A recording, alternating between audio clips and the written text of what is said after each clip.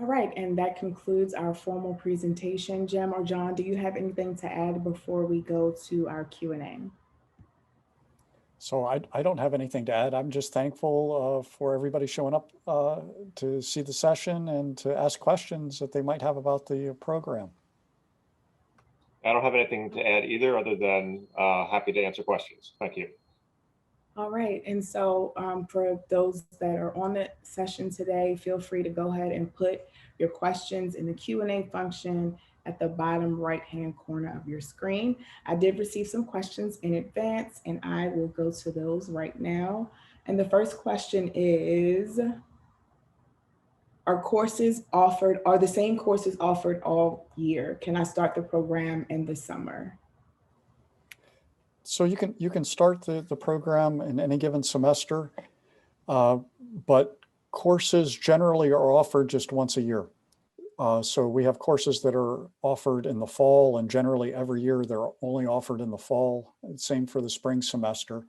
And we've also started offering courses in the summer, and some of our students elect to start the program during the summer, actually. So our core courses are taught in the fall and the spring. So generally, students will start in the fall with the first core class and then continue on through the program. But you can start at any time during the year. All right, great. Thank you for that, Jem. The next question from Vivian, would research assistantships be available? So Ayana, I don't know if you want to take that one, but generally no. In our program in EP, there aren't research assistantships for students. Even in our full-time program, actually, there generally aren't research assistantships for master's students. And generally, the research assistantships are primarily there for PhD students. That's the same answer that I would give. So we're good there. Ruby is asking, what are some career options after students have received the MSc in material science? John, do you want to take that one? Because you know a lot of different options that materials people pursue at APL, certainly.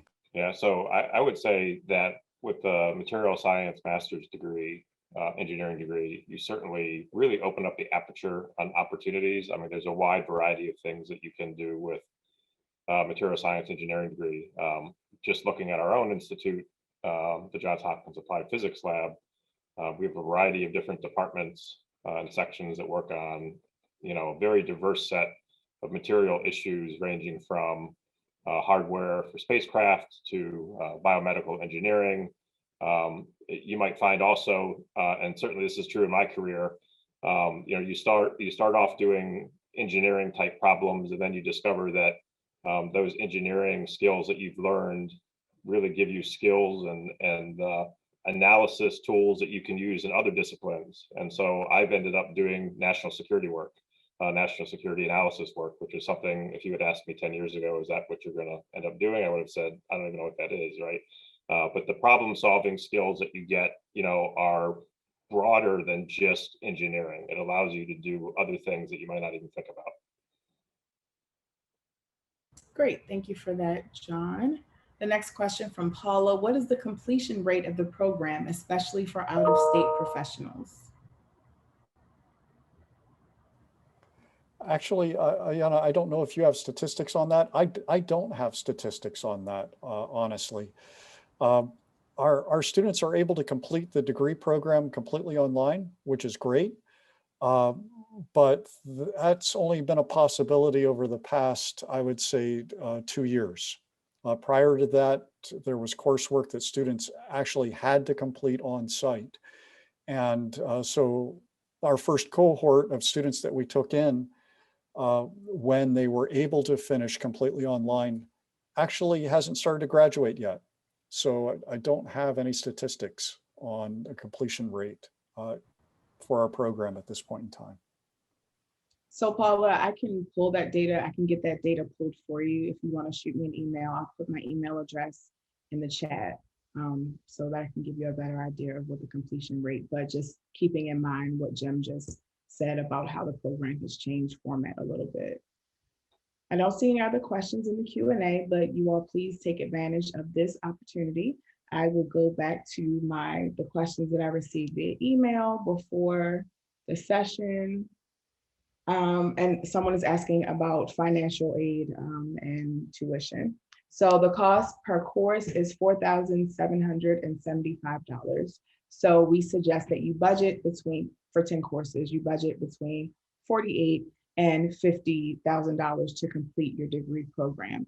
78% of our students have their tuition covered by their employer. So you definitely want to check to make sure that your HR department, that's not a benefit that you have. Like I said, tuition reimbursement, tuition remission is something that a lot of our students take advantage of.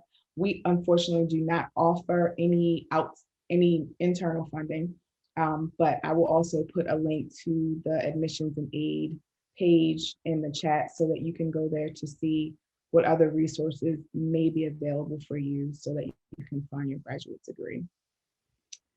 Do we have any other questions from the audience this evening? Going once? Okay, well, if we don't have questions from you all, you can feel free to shoot an email. Oh, we do. Another one just came in. Oh, we're gonna give someone a second to type. She's typing, so we will wait for that. I will put in, oh, okay, Ruby. Oh, you can put it in the chat. There are not a lot of people, so I'm able to look at both. So whatever's easiest for you all, we will wait on those questions.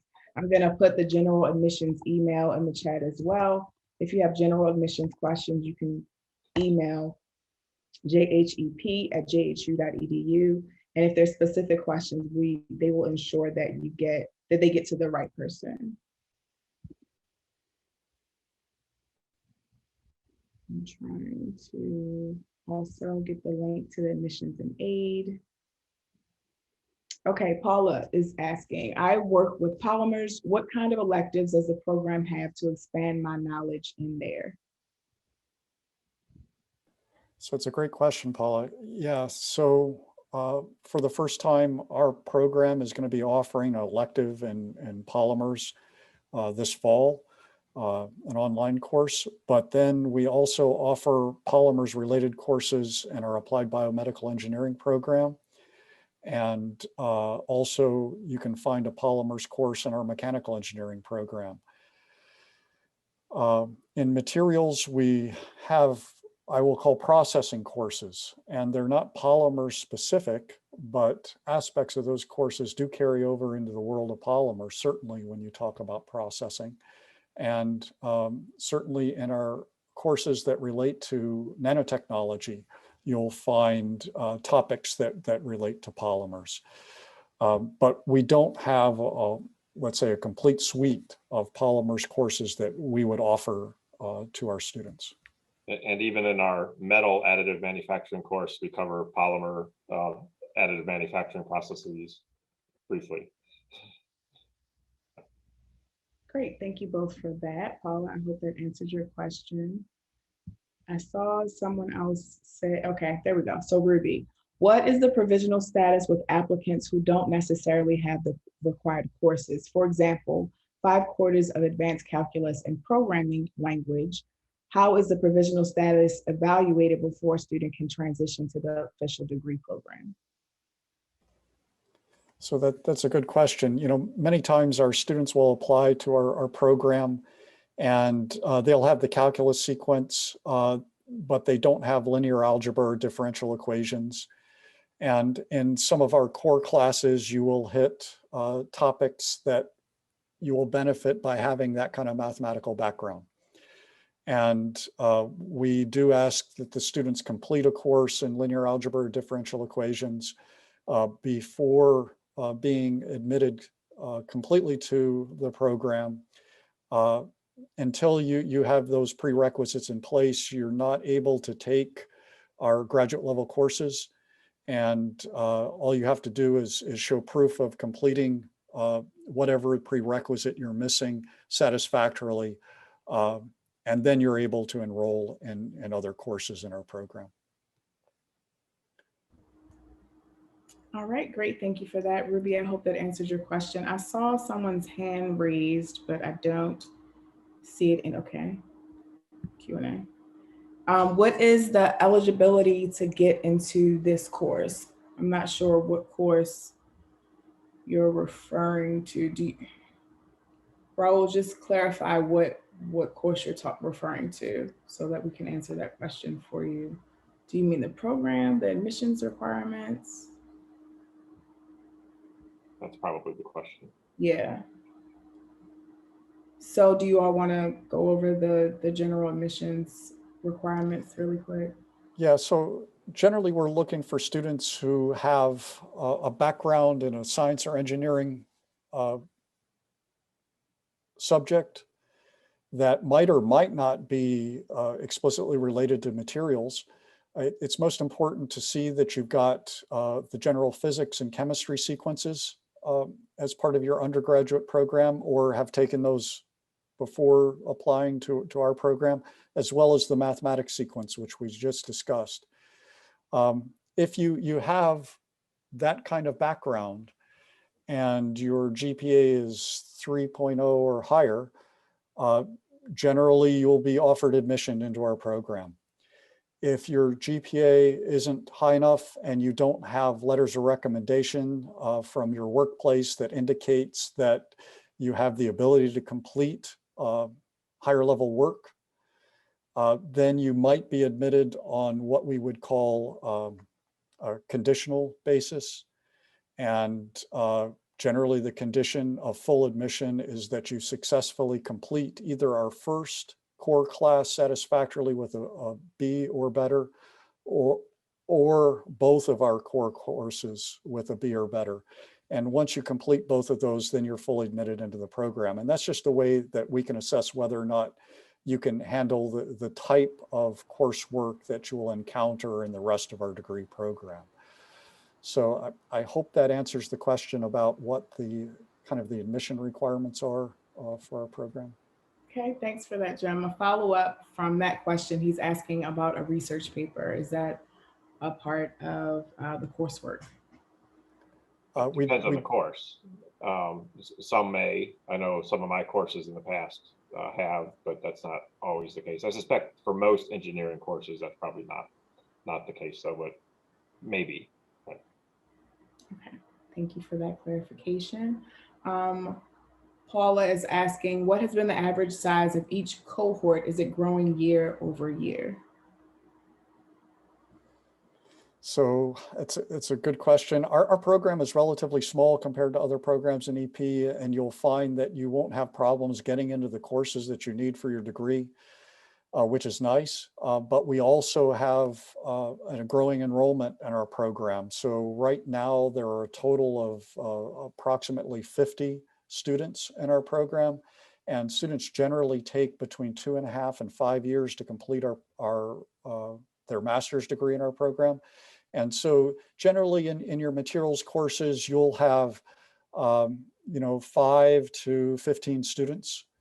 And those are nice sizes because you have a chance to interact with your instructors as well as with your fellow students and form meaningful relationships, even though most of your courses, if not all, will be online. All right, thanks for that. Another question, what kind of flexibility does the program provide specifically during tests and finals? This person has a job and sometimes has to work days or nights. So I can take that one, and then Jim can correct me. So it depends on the format of the class. So some of the classes are offered online live, some are offered in person, some are offered online asynchronously, right? So you can sort of take those whenever. My classes tend to be in person or in person with an online live component. The expectation is that you attend class. However, I think for myself personally as an instructor, as long as I know well in advance, what dates you might have issues, then we can usually make an accommodation. So I would suggest that if you think this is a challenge, that you reach out to whatever instructor teaches your class and make them aware and see if you can have an accommodation for that. What you don't want to do is tell your instructor the day before that you're going to miss the exam because of a work obligation. But I think most are reasonable if you sort of give them a heads up well in advance, an accommodation could be made. Is that sort of fair, Jim, across the program? Yeah, I think that's very well said. Yeah. All right, great. Thank you for that.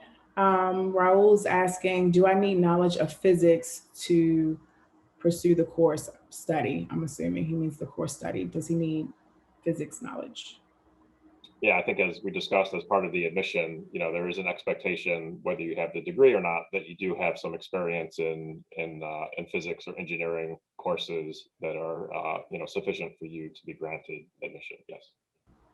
All right, and the next question from Ruby. What is the percentage of students who don't come from the traditional BS and engineering path? Do you see any bearings for students without an engineering degree? Well, I'm sure we have data on that, do we, Jim? That's a very interesting question, because we have students come into our program with chemistry degrees and physics degrees, and those are not, let's say, traditional engineering degrees. Okay.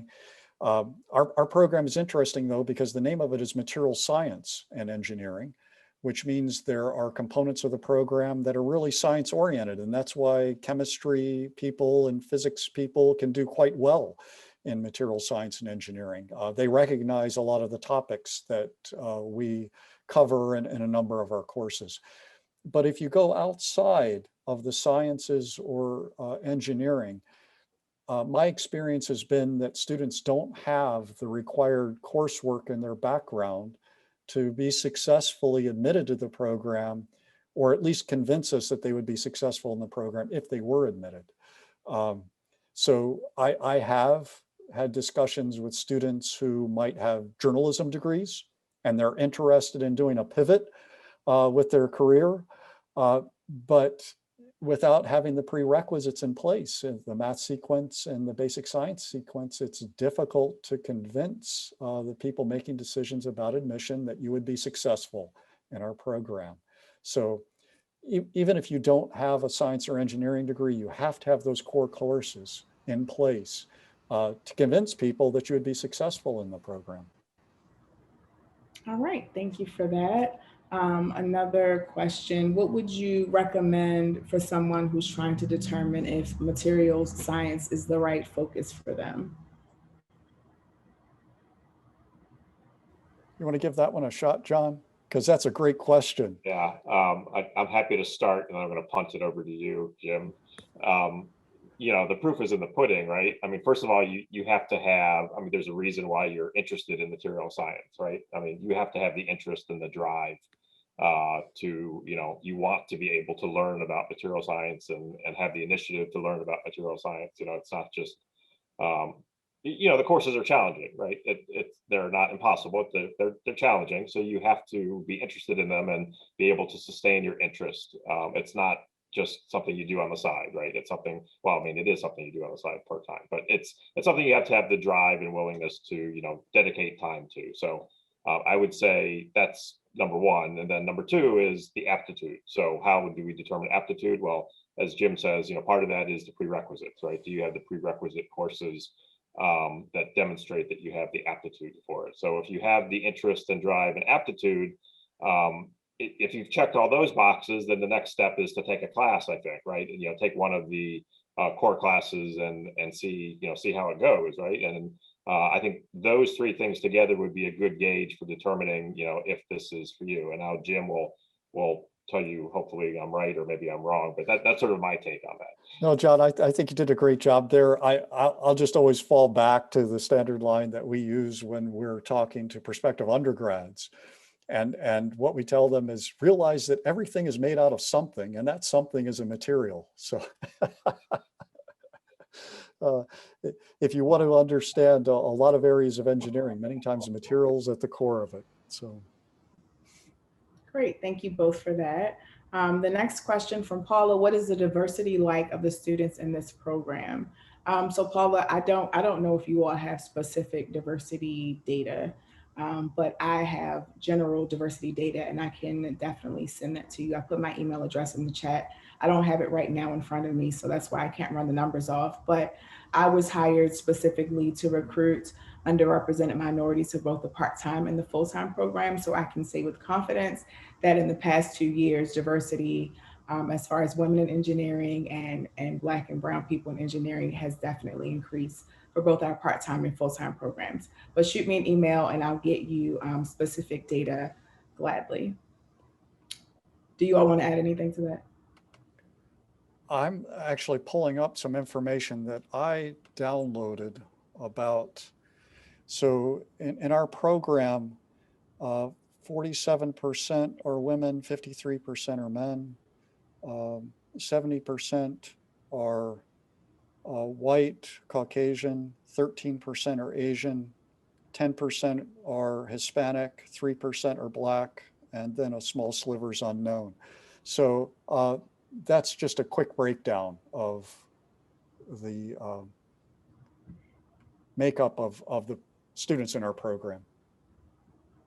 Great. I'm glad you had that info, Jim. I appreciate you sharing that with us. I just happened to have it. I did a download like 2 weeks ago, and we have more and more students entering our program almost on a daily basis, but that's the best moment in time snapshot that I can give you. Right. Thank you again. And Raul is asking about the ages of the students. Is there? So I actually, that part of that download was the age distribution of our students. Let me look at this. 37% of our students are 21 to 25, 40% are 26 to 30, 20% are 31 to 35, and 3% are 41 to 45. I hope that answered your question, Raul. I don't see, oh, wait, I do. There's a new message. The deadline to apply. When is the deadline to apply for the most immediate start date? Will there be an interview? So we have rolling admissions, so you can apply at any time. Registration just opened actually today for the fall courses.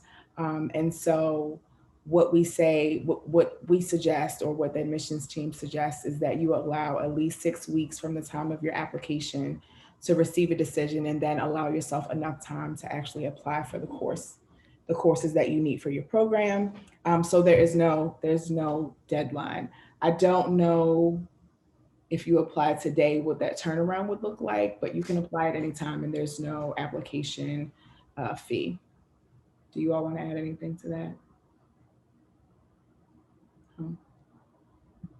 All right, I think if we have a few more in the chat, what would you say are a few things that makes a successful student in the program? I would say, part of it is the drive, right? The interest in the material and willing to learn. Part of it is certainly time management. This is a part-time program, it's for working professionals. So people have, real life jobs while they're studying. So being able to balance the work life with the educational life is important, being able to manage that time effectively. And then the third is what I would say is sort of the open-mindedness. Don't come in with preconceptions about what you think about engineering. The instructors are going to challenge you, right? They're going to try to broaden your experiences and broaden your information, right, and what you know. So be willing to learn new things. But I think that would make in my mind, that's what, and willing to participate too. I mean, some of the courses, my courses in particular, not to toot my own horn, are designed to be very interactive, right? We ask lots of questions, we have lots of discussion, both among the students, but also with professors. So if you can do those things, I think you would be successful in the program. Great, thank you for that, John. And the next question from Vivian: would I be able to potentially transition to a PhD upon completion of this program? So that's a great question. And many times people look at master's degrees as being a stepping stone to a PhD program. In this particular case, this degree program is set up to be, I would say, more of a terminal degree. And it doesn't mean that you couldn't transition into a PhD program someplace after completing your master's in our program. But it really is set up for the working professional who wants to improve their understanding of materials so that they're able to advance in their career. at their workplace the way they want, and it isn't necessarily set up to help a student transition between their undergraduate degree and a PhD program, although that can happen. Yeah, I think what Jim said is exactly right. It's not set up for that, but it doesn't preclude you from doing that either. In fact, I was just contacted a week or two ago by one of my former students who's a working professional and completed his master's degree as part of this program, and is still working and still trying to figure out what he wants to do when he grows up, and is considering a PhD program. And actually, I think, he's taken 2 of my classes. I think he would be an excellent PhD, student. So it's not set up for that, but it doesn't preclude you from doing that, is what I would say. Great, thank you both for that. And Ruby is asking, is there an interview component to the application? No, there isn't. There is not an interview, but people who are thinking about applying are more than welcome to contact me and discuss what they want to accomplish in the program to make sure that it's the right choice for them. Great, thank you for that. And another question, is there a network to get in contact with working professionals that have completed the program? Again, that's a great question. And unfortunately, we don't have, let's say for materials specifically, an alumni network that I keep track of as chair of the program. But that doesn't mean that there is not an alumni network for Johns Hopkins University, and you can join the other alumni of Johns Hopkins and connect with other people who have been through our program and materials, other EP programs, and join that ever-growing cohort of people who call themselves Johns Hopkins alumni. So, and I want to make sure we're answering the right question as well, Jim. So, okay. Is part of the question intended to talk with people who have gone through the program previously so that you can gauge their experience? Is that, I wasn't sure if that was maybe perhaps part of the question, that you wanted to talk to people who've been through it and have been successful and sort of, pick their brain before you join. Yes, she's trying to gauge their experience. Yeah, so I think the answer is the same. It's not really a formal, database or network of people that, but if you're in the Baltimore area, and you work for an organization, a technical company, there's probably somebody in your company who's gone through the program. So that would be the first thing I would do, is reach out to your local, coworkers and see if you can identify someone who's gone through it. Certainly at the Applied Physics Lab, we have hundreds of people who've gone through the program before, but I would suggest you reach out to people in your own organization as a first step. But just to follow on that, now that I understand the question better, actually what I do is I connect prospective students who have questions about the program, to our current students. And our current students are more than happy to discuss why they chose to enter our program and what their experience has been so far in our program. So, and I see in the chat that Paula is in Houston. You should reach out to somebody at NASA, because we have a lot of people from across the country that take part in our space engineering program, and I bet there's a few of them, at NASA there, if you have any connections there. Yeah, and Jim, you said that you offer students, prospects, the opportunity to talk with current students or students who've already graduated? Absolutely, I connect students all the time. Okay, so yeah, Paula, you can email the email address that's on the screen, and we'll make sure that Jim gets your contact information so that he can help you connect the dots, so you can be in touch with someone. Especially if I know what your background is. So it isn't unusual where a student in chemical engineering is transitioning into materials and they want to talk to another student who has made that transition as well. And I keep track of what degrees our students came in with, and I generally can connect prospective students with our current students who have similar backgrounds or have similar interests. Great, that sounds wonderful. Paula, I said email JHEP, but I don't want it to get, it's separate from us. So shoot me an email and I'll make sure that Jim gets it. I just sent it to you in the Q&A chat. Another question from Ruby. Do professors have office hours for Q&A with students, or are students encouraged to email questions at any time? In my case, it's both, right? We have office hours. Usually those are by appointment. And we also have, other times we're willing to answer questions via email. Okay, great. And another question, would I be able to handle XRD after completing this program? So it's an interesting question because you're asking about a materials characterization technique, X-ray diffraction. And obviously we don't have a laboratory-based experience for our students. There is a course in materials characterization that you can take, which gives you the underlying theory behind X-ray diffraction. And there actually might be a video that the instructor will share showing our facilities at Hopkins being used for doing that kind of characterization. Would that qualify you to go into a facility and do X-ray diffraction? No, you would have to be trained at the facility where you want to carry out those kind of measurements. But certainly I would hope that you would understand why you would want to be doing that technique and how to analyze the data you would get using that kind of instrument.